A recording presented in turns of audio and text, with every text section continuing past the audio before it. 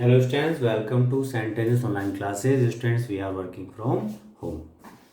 Students, last video में हमने speed के टाइप्स के बारे में डिस्कस किया था। तो वो दो टाइप हमने डिस्कस किए थे, एक तो कांस्टेंट स्पीड और एक वेरिएबल स्पीड। आज बेटा हमें थर्ड टाइप डिस्कस करना है। थर्ड टाइप होता है बेटा इसका एवरेज स्पीड। एवरेज स्पीड बेटा पहले तो मैं आपको एक पूरी प्रोसीजर बताना चाह रहा हूँ। सपोज करो बेटा दो फ्रेंड थे। एक फ्रेंड तो ऐसा था अपने घर से स्कूल गया बिल्कुल एक कांस्टेंट स्पीड के साथ। मान लिया वो चला 8 बजे और बेटा 8:20 पे अपने स्कूल को पहुंच गया। उसने डिस्टेंस ट्रेवल की सपोज करो 3 किलोमीटर। ओके, अब दूसरा भाई था या दोस्त जो भी आप मानो, वो भी 8 बजे चला, लेकिन वो क्या था, कभी रास्ते में रुक गया, कभी तेज चला, फिर रुक गया, फिर तेज चला, तो वो भी बेटा बिल्कुल करेक्ट 8:20 पर स्कूल पहुंचा। बस दोनों में अंतर क्या है, एक ने बेटा कांस्टेंट स्पीड से मोशन की थी, लेकिन एक की स्पीड क्या थी, वेरिएबल। लेकिन दोनों एक दूसरे के इक्विवेलेंट तो हुए। यहाँ पे जो टास्क वेरिएबल वाले ने कंप्लीट किया, सेम टास्क कांस्टेंट वाला भी कंप्लीट कर रहा है। तो बेटा इस केस में वेरिएबल वाले के लिए जो कांस्टेंट स्पीड है वो क्या बन गई बेटा, एवरेज स्पीड बन गई। इसका मतलब है कि अगर ये वेरिएबल वाला भी सेम उसी तरह से चला होता, वो भी इतने टाइम में पहुंच जाता। तो इस तरह से हम दोनों को कंपेयर कर सकते हैं। तो जो हमारा एवरेज टर्म होता है, वो एवरेज टर्म क्या करता है कि वो एक वेरिएबल और कांस्टेंट को रिलेट कर पाता है। जैसे मान लिया अभी आपको मैंने बताया कि वेरिएबल स्पीड से पर्सन चल रहा था, उसी सेम चीज को वो कांस्टेंट स्पीड से भी चल के कर सकता था।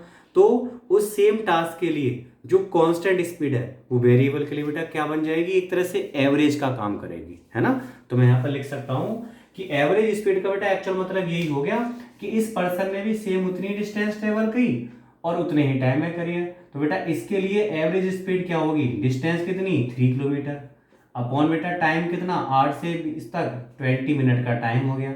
आर में कन्वर्ट कर लेंगे 60 से डिवाइड करके, तो बेटा कितनी इसकी स्पीड हो गई 9 किलोमीटर पर आवर। तो इसका मतलब अगर ये 9 किलोमीटर पर आवर से चलता कांस्टेंट से, तो बेटा ये भी सेम उतने टाइम में पहुंच जाता जो कि कांस्टेंट वाले ने ट्रेवल की थी। तो हम देख पा रहे हैं कि इस तरह से बेटा हमको एवरेज मिल गया कि भाई हमने टोटल डिस्टेंस कितने टाइम के हिसाब से कवर की है। तो total distance upon total time, तो बेटा जो निकल कर आएगा वही हमारी एवरेज स्पीड होगी। हालांकि पर्सन कैसे चल रहा था, कभी तेज कभी धीरे, लेकिन हमने उसकी टोटल पाथ लेंथ को देखा अपॉन टोटल टाइम को देखा। मान लिया आप कहीं जा रहे थे, आपको 100 किलोमीटर की डिस्टेंस ट्रेवल करनी थी बाइक से, आपने बेटा वो 100 किलोमीटर की डिस्टेंस 2 आवर में कवर करी है। तो आपकी स्पीड क्या होगी 50 किलोमीटर पर आवर। लेकिन क्या बेटा 50 किलोमीटर पर आवर से चले, नहीं चले। कभी आप धीरे चले होंगे, गड्ढे वगैरह भी आए होंगे, आपने बहुत स्लो कर दिया होगा, रोड अच्छा है होगा, आपने स्पीड बढ़ा दी होगी। लेकिन हमारी बेटा जो 5 किलोमीटर पर आवर है वो कौन सी स्पीड कहलाएगी, एवरेज स्पीड। क्यों, क्योंकि अगर हम बिल्कुल फ्लैट रोड पर चल रहे होते, यहाँ पे कोई गड्ढे नहीं होते, एक कांस्टेंट स्पीड रखते 5 किलोमीटर पर आवर, तो भी बेटा हम उस 100 किलोमीटर की डिस्टेंस को 2 आवर में कन्वर्ट कर लेते। तो हमारी जो वेरिएबल जो स्पीड थी उसके लिए जो 5 किलोमीटर पर आवर है बेटा वो किसका काम कर रही है, एवरेज का। आपके समझ आ गया होगा एवरेज का मतलब क्या होता है। तो एवरेज निकाला कैसे जाता है, total path length upon time taken. तो बेटा मैं उसी फॉर्मेट में इसकी डिफाइन लिख रहा हूं। तो it is defined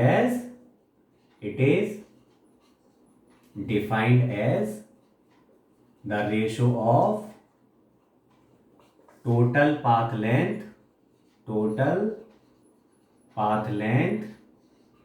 the total time taken by object. Okay students, हम कह सकते हैं यहाँ पे कि एवरेज स्पीड का फॉर्मूला क्या बनेगा, average speed equal to total path length upon total time taken. बेटा एवरेज को हम यहाँ पे ऐसे लिख सकते हैं, V average. Total path length को बेटा यहाँ पे मैं डेल्टा एस लिख रहा हूं और टाइम टेकन को मैं डेल्टा टी। डेल्टा बस स्मॉल डिफरेंस के लिए आता है। सपोज करो हमने यहाँ से चलना स्टार्ट किया, यहाँ तक हम पहुंचे, तो बेटा हमने जो टोटल लेंथ है ये वाली लेंथ पूरी कंप्लीट, ये है बेटा डेल्टा एस। और यहाँ से यहाँ तक जो टोटल टाइम लिया, मान लिया यहाँ पे टाइम t था, यहाँ पे टाइम कितना हो गया t प्लस डेल्टा t, तो कितना टाइम लिया यहाँ के बीच में डेल्टा t, डिस्टेंस कितनी है डेल्टा s। चाहूँ तो मैं इसे बहुत छोटे छोटे सेक्शन में कन्वर्ट कर सकता हूँ कि भाई ये S1 है, S2 है एंड सो ऑन, कहाँ तक Sn। टाइम की भी ले सकता हूँ भाई, इसमें टाइम t1, यहाँ time t2 and so on, यहाँ पे टाइम कितना है tl। तो इसका और डिटेल में हम लिख सकते हैं ऐसे। और v average equal to total distance कितनी है बेटा S1 S2 and so on Sn upon total time taken कितना हुआ t1 t2 and so on tn। बेटा ये नए नए फॉर्मेट में हम चेंज कर सकते हैं। सपोज करो अगर मैं बेटा डिस्टेंस ना पता हो, हमें स्पीड पता होती तो डिस्टेंस निकाल सकते थे हम स्पीड इनटू टाइम के हिसाब से, तो बेटा ये फॉर्मूला थोड़ा सा अलग हो जाता। तो फिर हम लिखते डिस्टेंस को क्या b1 t1 b2 t2 bn tn। वो बेटा आगे हम लोग क्वेश्चन कवर करेंगे, वहां पे क्लियर हो जाएगा। Okay students, now pause the video and note it down. अब बेटा नेक्स्ट हमारा टाइप है स्पीड का इंस्टेंटेनियस स्पीड।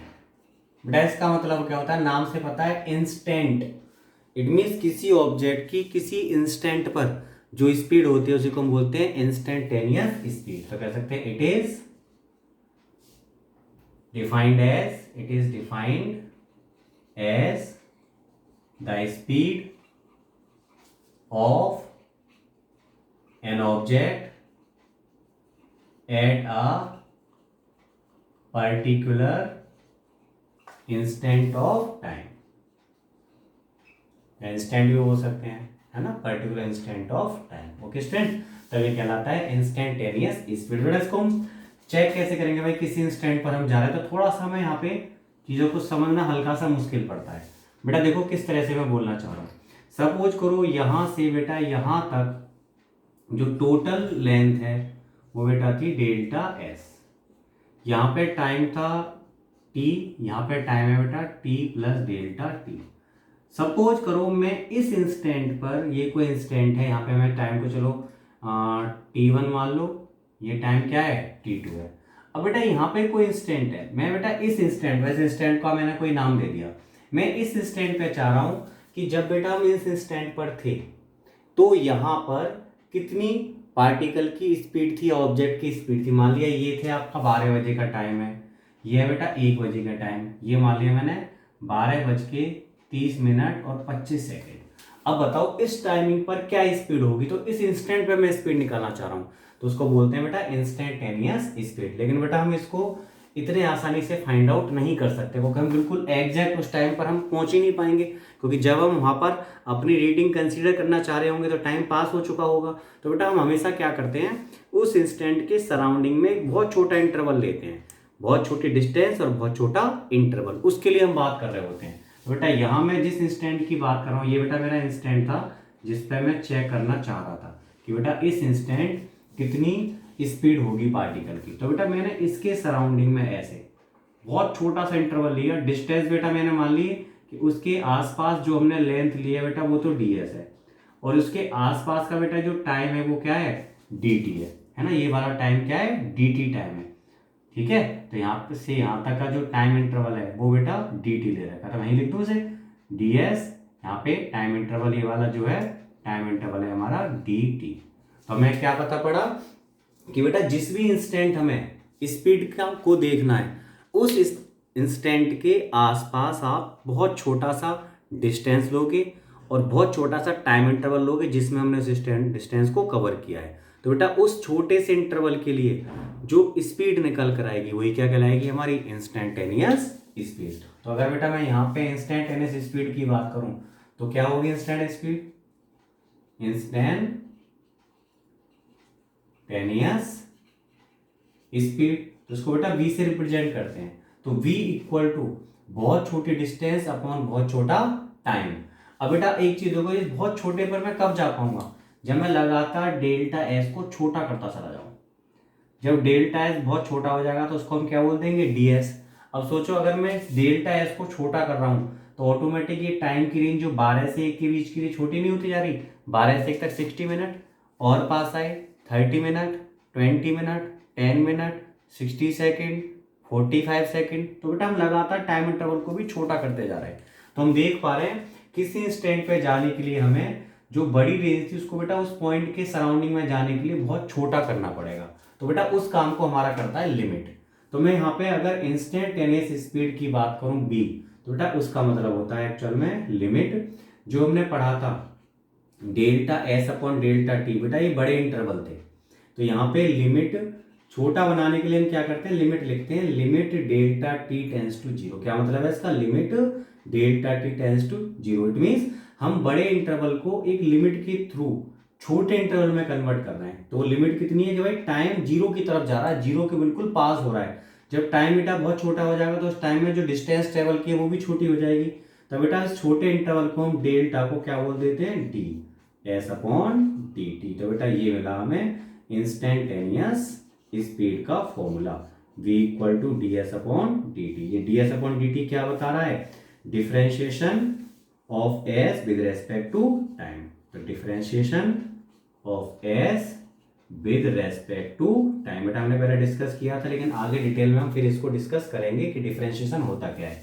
और बेटा यहाँ पे जो मैंने टर्म लिखा है limit delta T tends to zero, क्या बता रहा है, ये imply limit delta T tends to zero. It means जो टाइम इंटरवल है उसको हम कहाँ की तरफ लेके जा रहे हैं, छोटे की तरफ, जीरो की तरफ लेके जा रहे हैं। और ऐसे भी बोल सकते हैं limit delta T approaches to zero. It means time interval बहुत छोटा होता है। टाइम इंटरवल छोटा होगा तो डिस्टेंस भी बहुत छोटी होगी। जिस तरह से हमारा जो लिमिट है delta T tends to zero से शो हो रहा है कि टाइम इंटरवल बहुत छोटा होगा तो डेल्टा टी छोटा, डेल्टा एस छोटा। तो डेल्टा टी को हम डी टी बोल देंगे, डेल्टा एस को डी एस बोल देंगे। तो बेटा इसको हम आगे डिफरेंशिएशन के नाम से जानेंगे, इसको हम डिस्कस करना है हमें आगे डिटेल में। ओके स्टूडेंट्स, तो इस तरह से हमारे स्पीड के चारों टाइप्स खत्म होते हैं। नेक्स्ट क्लास में बेटा हम डिस्कस करेंगे वेलोसिटी के बारे में, सेम उसके ऐसे टाइप डिस्कस करेंगे। Okay students, now pause the video and note it down.